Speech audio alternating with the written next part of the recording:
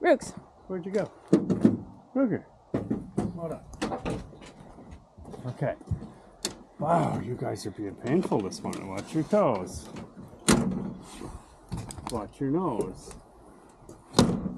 Doggy's gone. All right. Load up. Good job. Okay.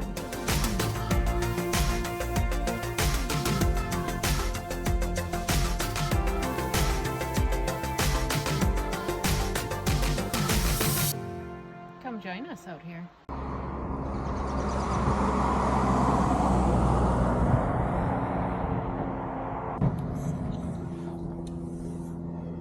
And here the adventure begins. For the longest time, we've been watching videos about people surf fishing for halibut and cod and rockfish. And finally we decided, let's give it a try for ourselves. So we loaded up the camper trailer, which had only been on one short expedition before, and began the long journey to Whiskey Gulch on the Kenai Peninsula, about 4.5 hours away. The drive was absolutely stunning, as you can see. A little bit of rain showers keeping us company. How's it going there, Phyllis? Good. In your super powerful truck? We had a bit of a struggle coming up out of the valley there. Yeah, we were in third gear for a little bit. Yeah.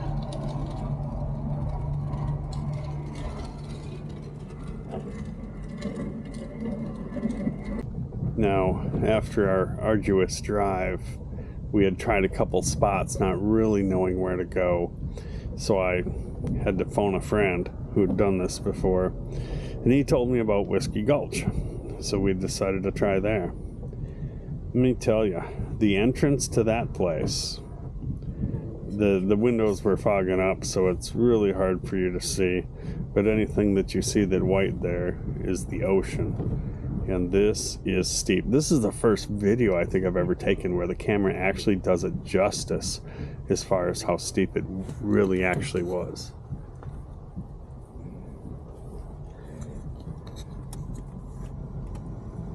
Now you can clearly see the ocean as I'm trying to make sure that we don't slide out of control and die in a fiery ball just short of the ocean.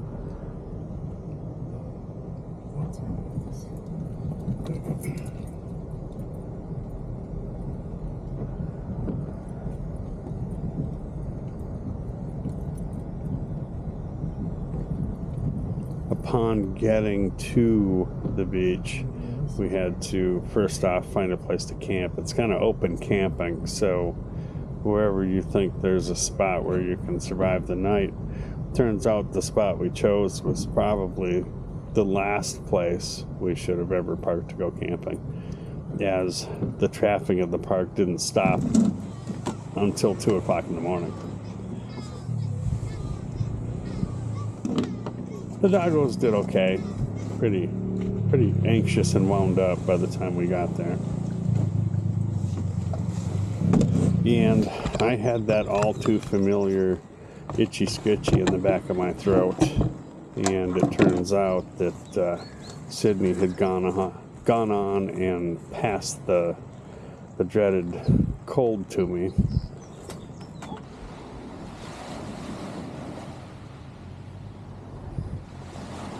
I think that was my first cast. Not too bad, maybe. Don't really know what I'm doing. Sorry about the water on the lens. It was unavoidable. No? You didn't put the bell on.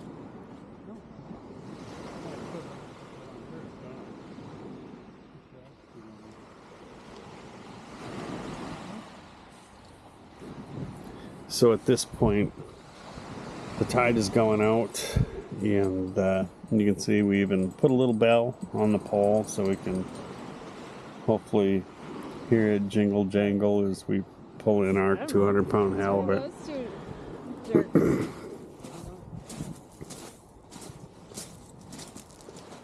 Nice beach, really.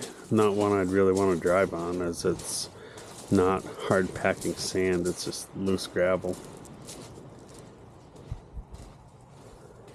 And the tide reaches about where I'm standing right now, and a really high tide.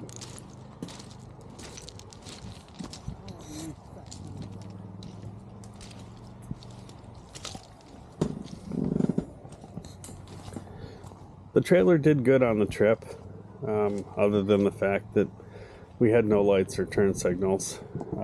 I wired it for the Super Duty, not for this little truck. So I remedied that already. And after a bit, Sid showed up and we were fishing. What'd you get? And there's his first fish. It's an Irish lord, form of rockfish.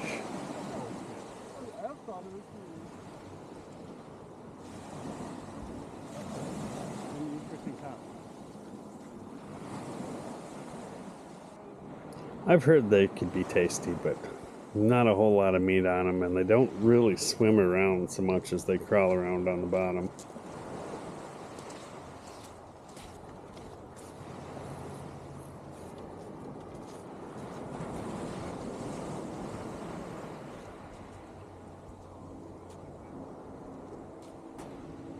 And Phyllis has fish on.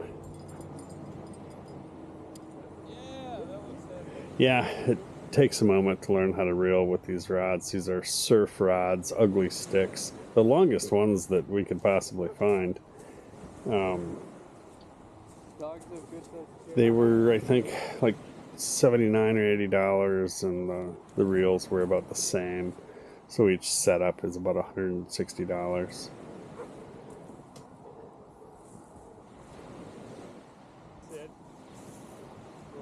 What you got? Oh, it's pulling good. Okay.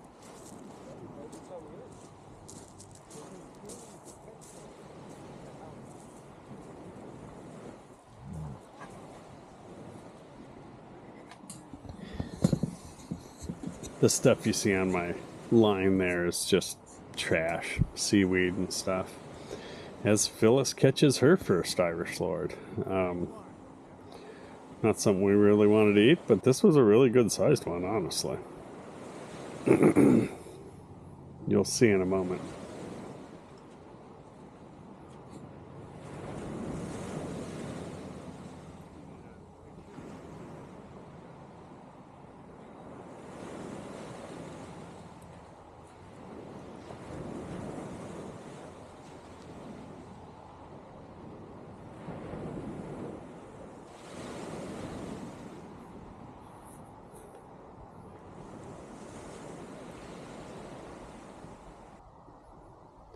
The fish is pretty much 2/3 head and gut with a teensy bit of meat.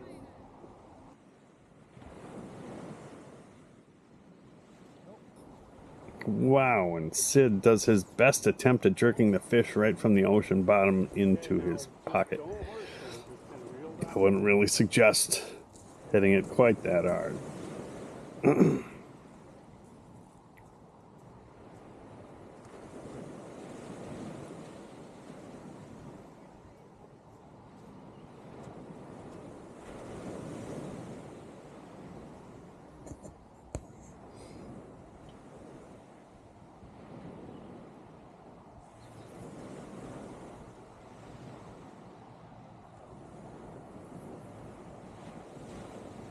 And it is once again for the win, an Irish lord.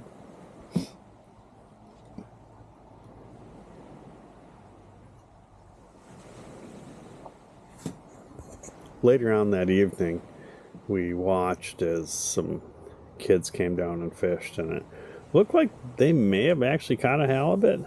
Not sure.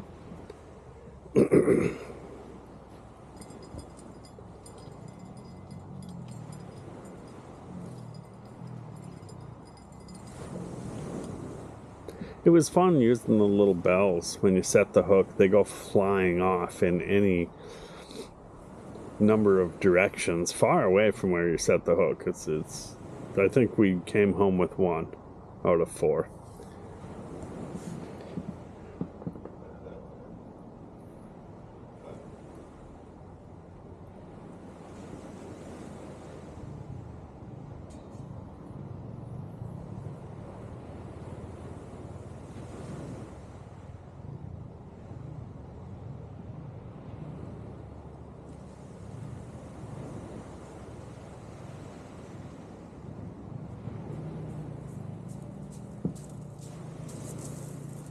We want to give a little bit of credit here to Be Outdoors. Their YouTube channel really highlights surf fishing in Alaska. And that's where I figured out how to do a lot of what we're doing here, from our weight setup and this and that. And again, an Irish Lord. I don't think the bait would hardly get to sit on the bottom long enough for a halibut to reach it. These guys are pretty much out there in herds, it seems.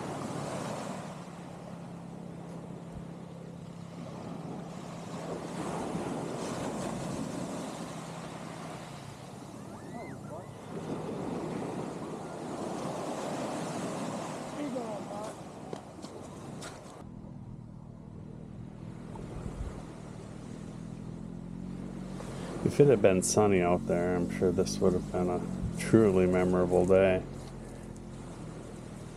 Just listening to the surf and walking the dogs on the beach is kind of calming all in itself.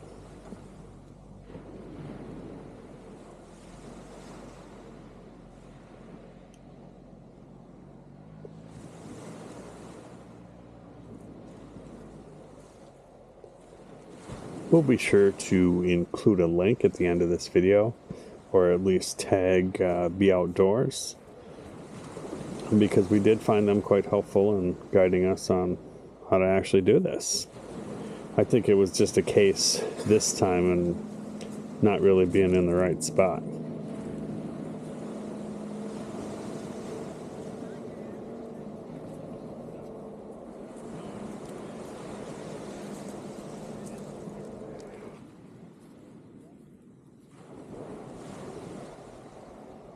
The doggos had a good time.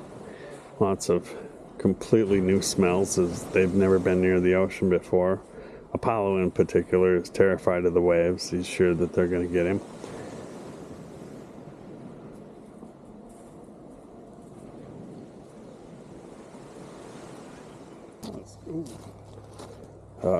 And some wonderful pork steaks on the solo stove. Probably the best way I've found to cook them.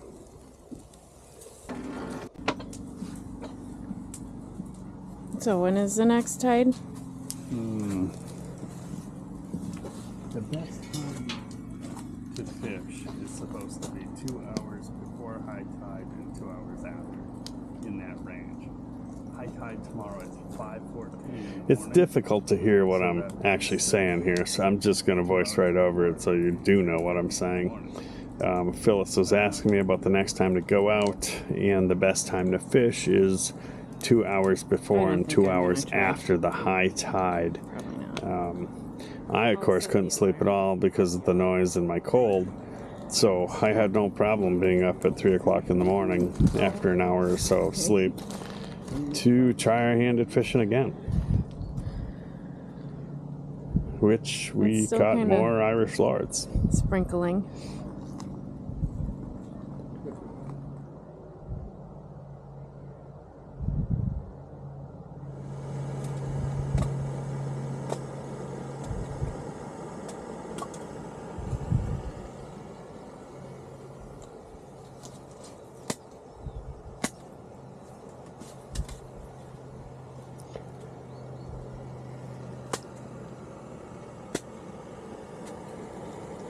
Time for coffee is what I think Phyllis is trying to tell us here.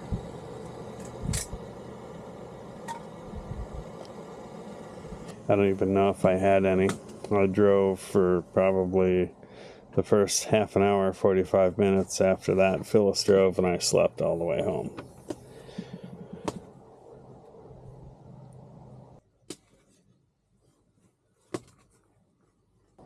She paid me back, though, by letting me drive pretty much all the way to Seward and back a couple of weeks later. She didn't mind either, and she slept all the way home.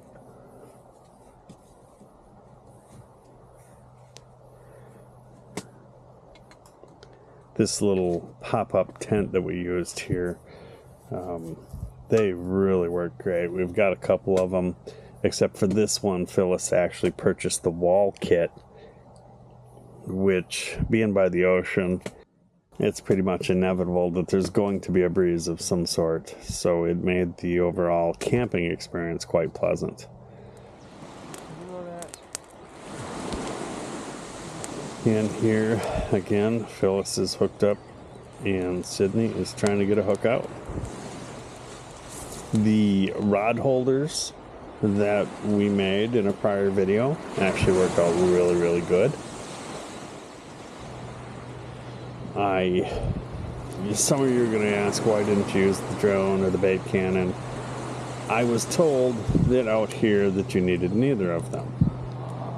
As the later picture here is going to show, the next morning we had an extreme low tide. Well, we needed to be out on the flats, and you can see where they were. I can't believe how low the tide was. I know Alaska has strong tides, but this really showed why you have to get it out there.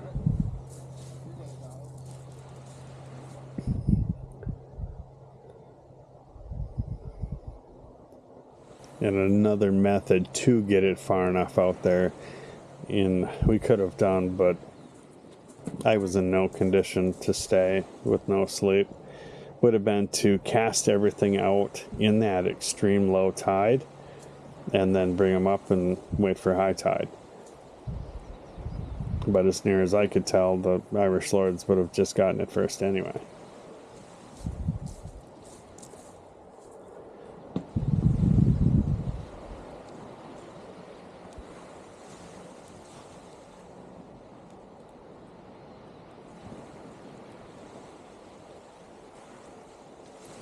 Phyllis is about to cast, so Sid runs for his life.